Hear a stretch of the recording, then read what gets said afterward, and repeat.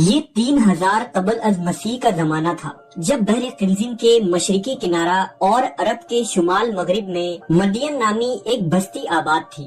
اہل مدین کا تعلق سلسلہ بنی اسرائیل سے نہیں تھا، بلکہ یہ قوم دراصل حضرت ابراہیم علیہ السلام کے صاحبزادے مدین کے اولاد میں سے تھے، جو حضرت ابراہیم کی تیسری بیوی قطورہ سے پیدا ہوئے تھے۔ اس لیے حضرت ابراہیم کی یہ خاندان بنی قطورہ بھی کہلاتی ہے۔ مدین اپنے اہل و عیال کے ساتھ اپنے سوتیلے بھائی حضرت اسماعیل کے پہلو میں حجاز کے شمالی علاقوں میں آباد ہو گئے۔ یہی خاندان آگے چل کر ایک بڑا قبیلہ بن گیا، جنہیں تاریخ میں اہل مدین یا اصحاب ایکا کے نام سے جانا جاتا ہے۔ اہل مدین کا زمانہ حضرت موسیٰ علیہ السلام سے پہلے کا زمانہ ہے۔ یہ وہی زمانہ ہے جب سدوم اور عمورہ کے علاقوں میں قوم لوط فساد مچا رہی تھی۔ مدائن ایک ترقی یافتہ اور شہری علاقہ تھا، جبکہ اصحاب ایکا دیہاتی اور بدوی قبیلے کی آبادی والا علاقہ تھا، جہاں جنگل اور بن آباد تھے۔ کہا جاتا ہے کہ ایکا کے معنی گھنا درخت ہوتے ہیں، اور ایسا ہی ایک گھنا درخت مدین کے نواحی آبادی میں موجود تھا، جس کی لوگ پوجا پاٹ کیا کرتے تھے۔ اس لیے ان لوگوں کو اصحاب ایکا کہا جاتا ہے، یعنی قبیلہ کی نسبت سے یہ قوم اہل مدین کہلاتے تھے، اور مذہبی نسبت سے یہ قوم اصحاب ایکا کہلاتی تھی۔ یہ ایک ہی قبیلے یا قوم کے دو نام تھے۔ اس علاقے میں بہت اچھی آب و ہوا، سرسبز میدان، نہریں اور آبشاروں کی کثرت تھی، جہاں میووں، پھلوں اور خوشبودار پھولوں کے اس قدر باغات اور چمن تھے کہ اگر ایک شخص آبادی سے باہر کھڑے ہو کر نظارہ کرتا تھا تو اس کو یہ معلوم ہوتا کہ یہ نہایت ہی خوبصورت اور شاداب گھنے درختوں کا ایک جھنڈ ہے۔ اس قوم کے لوگ بڑے اور وسیع جنگلات، باغوں اور پھلدار درختوں کے مالک تھے۔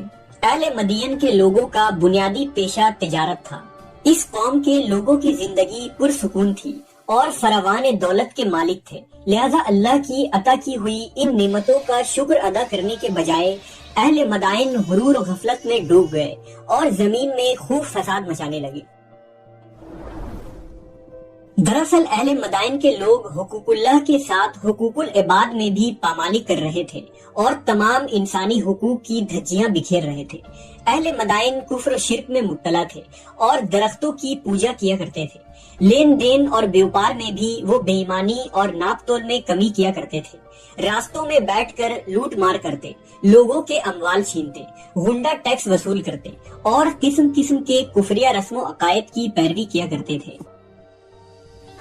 اس زمانے میں ہند، فارس، عراق اور یمن سے جو بھی تجارتی قافلے شام اور روم جاتے، انہیں مدائن کے علاقوں سے ہو کر گزرنا پڑتا تھا۔ لہذا اہل مدائن ان تجارتی قافلوں سے بھاری خراج یعنی ٹیکس لیے بغیر ان کو یہاں سے گزرنے کی اجازت نہ دیتے تھے۔ انہوں نے بین الاقوامی تجارتی راستوں پر اپنا قبضہ جما رکھا تھا اور قافلوں سے ٹیکس وصول کر کے خوب مال کماتے تھے۔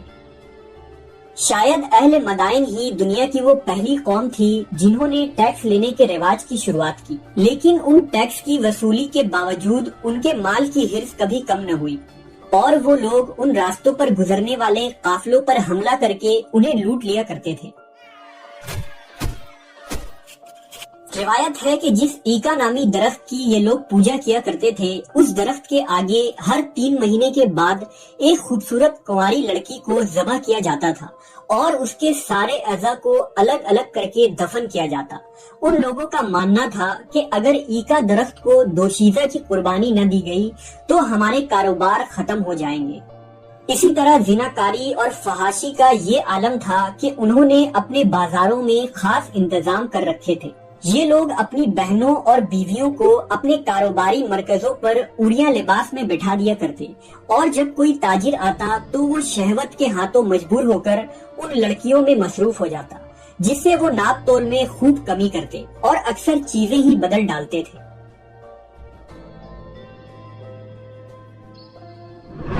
لہذا اہل مدائن کی رشد و ہدایت کے لیے اللہ نے ان میں حضرت شعیب علیہ السلام کو مبعوث کیا۔ آپ کا تعلق اہل مدین سے تھا۔ حضرت شعیب کے والد کا نام میکائیل تھا، جو یسجر کے بیٹے تھے۔ یسجر مدین کی اولادوں میں سے تھے، جو حضرت ابراہیم کے صاحبزادے ہیں۔ اس طرح حضرت شعیب کا نسب حضرت ابراہیم علیہ السلام سے جا ملتا ہے۔ حضرت شعیب عرب کی سرزمین میں بھیجے گئے تیسرے نبی ہیں جو حضرت ہود اور حضرت صالح علیہ السلام کے بعد مبعوث کیے گئے۔ توریت میں حضرت شعیب علیہ السلام کا ذکر باب خروج میں جیتھرو کے نام سے آیا ہے، لیکن اس باب میں آپ کے متعلق بہت زیادہ معلومات نہیں ملتے۔ بچپن سے ہی حضرت شعیب علیہ السلام کی پرورش اس طرح ہوئی تھی کہ وہ اپنے قوم کے نیک اور معزز ترین شخص مانے جاتے تھے۔ آپ انتہائی نیک، ذہین اور شریف النفس انسان تھے۔ نبوت کے عہدے پر فائز ہونے کے بعد حضرت شعیب نے دعوت و تبلیغ کا آغاز کیا اور اہل مدین کو خطاب فرماتے ہوئے کہا، اے میری قوم، اللہ کی عبادت کرو کہ اس کے علاوہ تمہارا کوئی خدا نہیں، اور خبردار ناپ تول میں کمی نہ کرنا، اور میں تمہارے بارے میں اس دن کے عذاب سے ڈرتا ہوں جو سب کو احاطہ کر لے گا۔ میں تمہارے لیے ایک امانت دار پیغمبر ہوں، لہذا اللہ سے ڈرو اور میری اطاعت کرو۔ حضرت شعیب کی توحید کی دعوت سن کر قوم کے متکبر سردار غضبناک ہو گئے اور کہا، اے شعیب، ہم تم کو اور تمہارے ساتھ ایمان لانے والوں کو اپنی بستی سے باہر نکال دیں گے، ورنہ تم سب کو ہمارے مذہب پر واپس آنا پڑے گا۔ حضرت شعیب اپنی قوم کی بدعمالیوں پر سخت رنجیدہ رہتے اور انہیں بار بار واعظ و نصیحت کرتے۔ حضرت شعیب کی دعوت کے جواب میں اہل مدین تانا زنی کرتے ہوئے انہیں سنگسار کرنے کی دھمکیاں دینے لگے۔ قوم کے لوگوں کی دھمکیوں کے بعد حضرت شعیب کو اس بات کا اندازہ ہو گیا کہ ان کے دلوں پر مہر لگ چکی ہے اور ان پر کسی بات کا کوئی اثر نہیں ہوگا، لہذا انہوں نے اپنے رب سے دعا کی کہ اے پروردگار، ہم میں اور ہماری قوم میں انصاف کے ساتھ فیصلہ کر دے، اور آپ سب سے اچھا فیصلہ کرنے والے ہیں۔ در حقیقت ان الفاظ کے ساتھ حضرت شعیب نے اپنی قوم میں سے جو کفار تھے ان کی ہلاکت کی دعا کی تھی، جسے اللہ نے قبول فرمایا۔ نافرمانی اور سرکشی کے پاداش میں قوم شعیب کو دو قسم کے عذاب نے آ گھیرا، ایک زلزلے کا عذاب اور دوسرا آگ کی بارش۔ لہذا روایت ہے کہ جب وہ اپنے گھروں میں آرام کر رہے تھے تو یک بیک ایک ہولناک زلزلہ آیا، اور ابھی یہ ہولناکی ختم بھی نہ ہوئی تھی کہ اوپر سے آگ برسنے لگی۔ قوم پر عذاب آتا دیکھ کر حضرت شعیب علیہ السلام اپنے اہل و عیال اور ساتھیوں کو لے کر یہاں سے چل دیے۔ اللہ نے ان لوگوں پر جہنم کا ایک دروازہ کھول دیا، جس سے پوری آبادی میں شدید گرمی اور لو کی حرارت و تپش پھیل گئی، اور بستی والوں کا دم گھٹنے لگا، اور گرمی کی تپش سے ان کے بدن جھلسے جا رہے تھے۔ علامہ ابن کثیر لکھتے ہیں کہ یہ تپش و گرمی ان پر قائم رہی، اور 7 دن مسلسل ان پر ہوا بند ہو گئی، جس کی وجہ سے پانی اور سایہ بھی ان کی گرمی کم نہ کر سکا، اور نہ ہی وہ درخت کے جھنڈ ان کے کام آئے جن کی وہ پوجا کیا کرتے تھے۔ زلزلہ آیا اور آسمان سے آگ برسی، جس میں سب کے سب ٹڈیوں کی طرح تڑپ تڑپ کر جل گئے، اور کچھ ہی لمحے میں سب کے سب جل کر راکھ کا ڈھیر بن گئے۔